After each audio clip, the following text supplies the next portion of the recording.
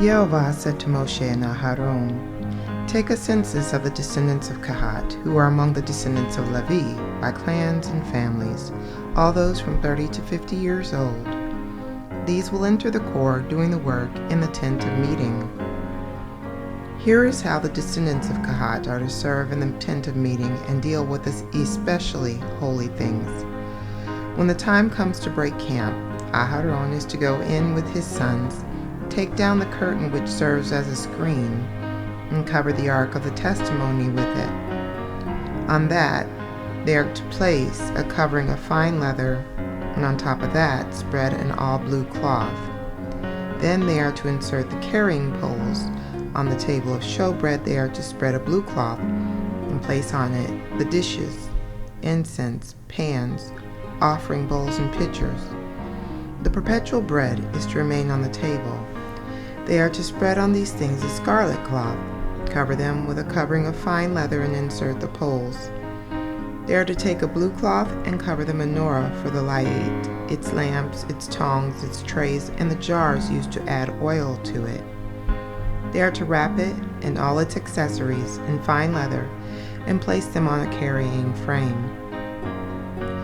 On the gold altar they are to spread a blue cloth, cover it with a covering of fine leather, and insert its carrying poles. They are to take all the utensils they use when serving in the sanctuary and put them in a blue cloth, cover them with fine leather, and place them on a carrying frame. After removing the greasy ashes from the altar, they are to spread a purple cloth over it and place on it all the utensils required for their altar service: the fire pans, meat hooks, shovels, basins, and other utensils for the altar.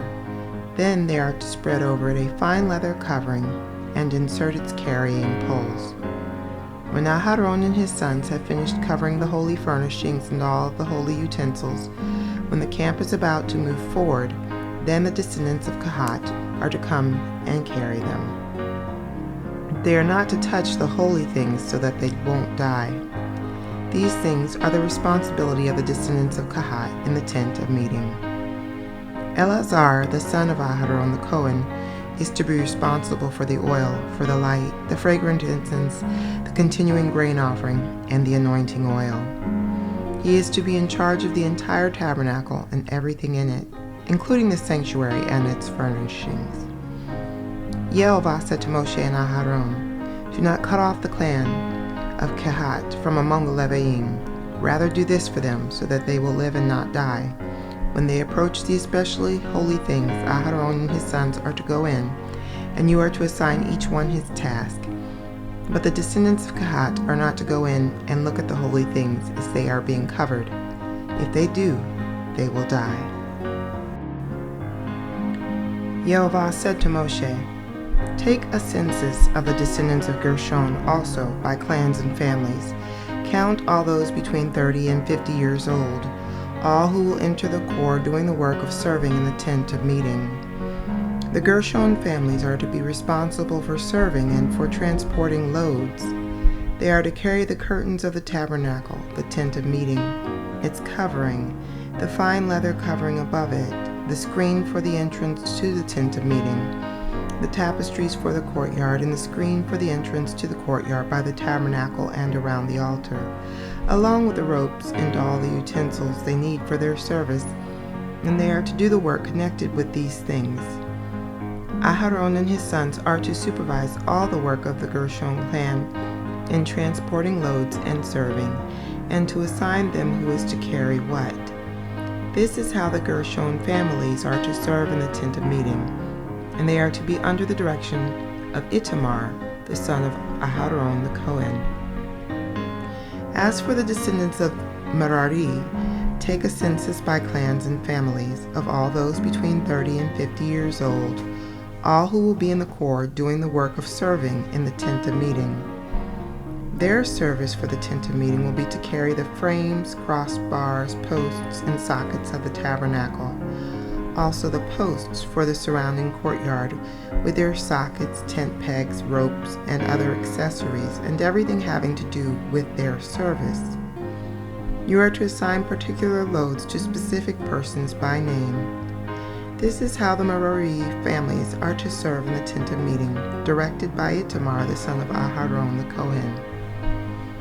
Moshe, Aharon, and the community leaders took a census of the descendants of Kahat by their clans and families, all those between 30 and 50 years old who were part of the corps serving in the tent of meeting.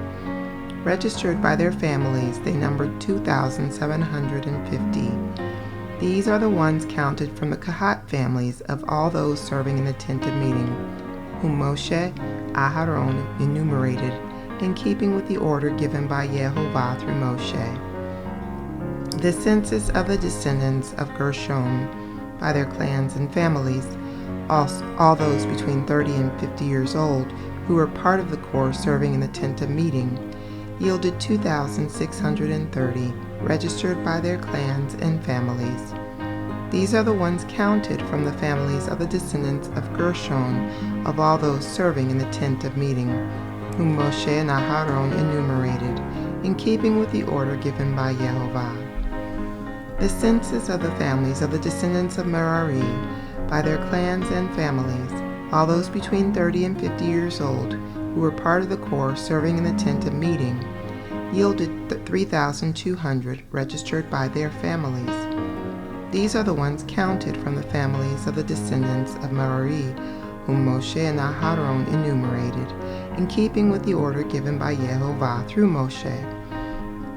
The census of the Leviim, whom Moshe, Aharon, and the leaders of Israel enumerated by their clans and families, all those between 30 and 50 years old who were part of those working to serve and working to carry loads in the tent of meeting, yielded a total of 8,580 persons. According to Yehovah's order, they were appointed by Moshe, each one to a specific service or work. They were also enumerated as Yehovah had ordered Moshe.